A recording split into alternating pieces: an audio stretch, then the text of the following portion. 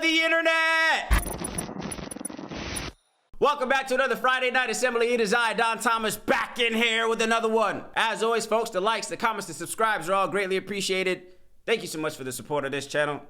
Without further ado, let's go ahead and dive into tonight's topics. Man, y'all heard about the 14-year-old boy who took his own life because an AI bot in the form of Daenerys Targaryen told him to do it?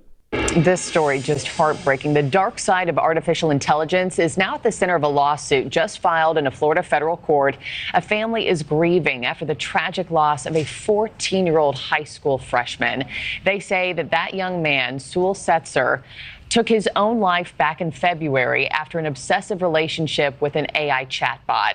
Now his mother has filed suit saying the inventors of the character AI chatbot should have known of the danger of this creation. Elizabeth Pran joins us now live with this troubling story. And Elizabeth, this is catching parents' attention everywhere because he fell in love with a Game of Thrones chatbot. That's obviously an extremely popular video game. Very, very popular. Yeah, this story is horrific. Sewell's mom is on a mission, right? Working to prevent this from happening. In the suit, it's laid out that our 14-year-old son did fall in love with a chatbot that he created. Her name was Daenerys Targaryen. If you're familiar with Game of Thrones, she's arguably the main character in the series. And that it became a romantic obsession and he took his own life. You look at some of the language laid out in the lawsuit, basically it claims that character AI really creates AIs that feel alive. It encourages minors, quote, to spend hours per day conversing with human-like AI-generated characters. And that's what happened to Sewell. He just turned 14. His mother said that his mental health started to decline. He quit basketball. He had been playing since 5. He experienced sleep deprivation, became a recluse, only wanted to chat, and it turned romantic and sexual, and he fell in love with this chat bot. And in fact, if you look at their last messages, he said he wanted to come home to her, and she said, "Please do, sweet king," and that's when he took his own life. Marquis, I logged in last night. I will say, I'm not necessarily tech savvy. It feels as if you're talking to a real person. You can talk immediately. They respond immediately, incredibly human-like. It is very engaging for someone who is just 13, 14 years old. It's uncanny. Yeah, Marquis? hard for them to differentiate. And correction, I said video game off the top. I meant show, of course, for Game of Thrones. But regardless, I mean, just thinking of this family, 14 years old. Life is different for them for the rest of time. Elizabeth Pran, thank you so much. We'll stay on top of this one. Man. So a couple of things come to mind when I hear that story. First and foremost, of course, rest in peace to the young man that lost his life. What does that say about this whole AI thing? Of course, from the beginning, as AI has been getting stronger and stronger and smarter and faster, I've been saying that we should maybe pump the brakes. So there's that element.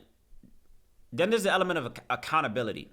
I was seeing, I was seeing the story on various publications. I was seeing the comment section, some people saying that the mom is responsible because she should have noticed the behavior of the son that was declining. I think he used a firearm to take his life. So how did he get access? I think it was in the household, whatever the case is.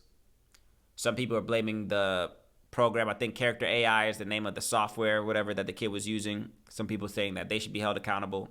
And then it makes me just think of just like young kids as well too. How I say all the time that young kids are highly impressionable. That's why I say, like, call me an old man, call me a grandpa, but a lot of this music, it's the children that are going to be affected the most because, yeah, I might be able to differentiate right from wrong when I watch a movie or when I, hear lyrics in a song. But can the children whose brains we could argue and say are underdeveloped, again, this kid was 13, just 14 years old, a new freshman in high school. You and I might be able to know that, okay, let me not get too involved with this chatbot. I know it's fake. I know it's not real, this, that, and the other, blah, blah, blah, blah. But can the children?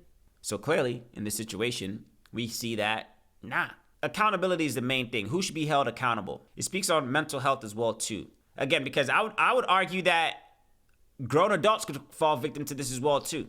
Again, just depending on mental, wherewithal or whatever the case is. It's really unfortunate, but like I've been saying from the beginning, man, AI, we ain't seen nothing yet. If AI is capable of doing all the things that we know it could do now, and again, assuming that you're familiar, if at 2024, let's just call it 2025, where in arm's reach of 2025. If we could see all the things that AI could do now, what is it going to be able to do in the next 3 to 5 years? Like, what can't it do pretty well now?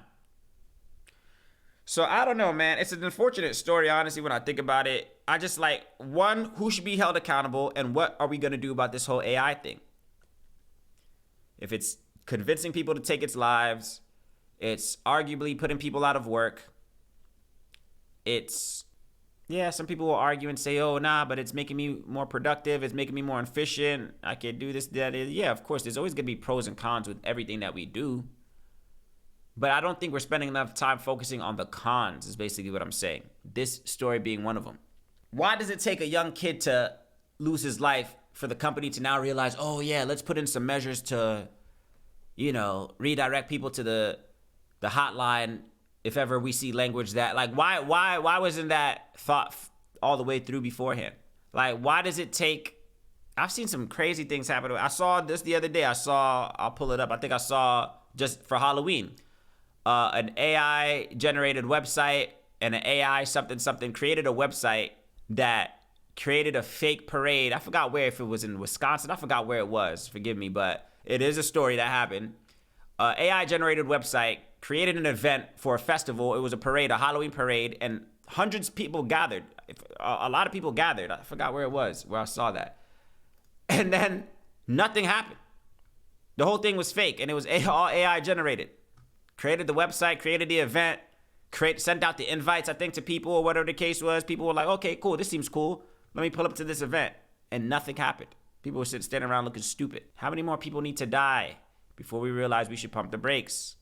Remember back when I spoke of this before, when they put out some petition, when all the CEOs or whoever it was put out the petition, hey man, should we take a 6 months pause on the production of AI? People said no. And it was business as usual. Maybe we should propose that once more. Who should be held accountable? What parameters should we set? And what does the future look like for AI in the next 3 to 5 years? Those are just my thoughts. Of course, I would like to hear yours down in the comment section below. As always, the likes, the comments, the subscribes are all greatly appreciated. Let's get into some tunes.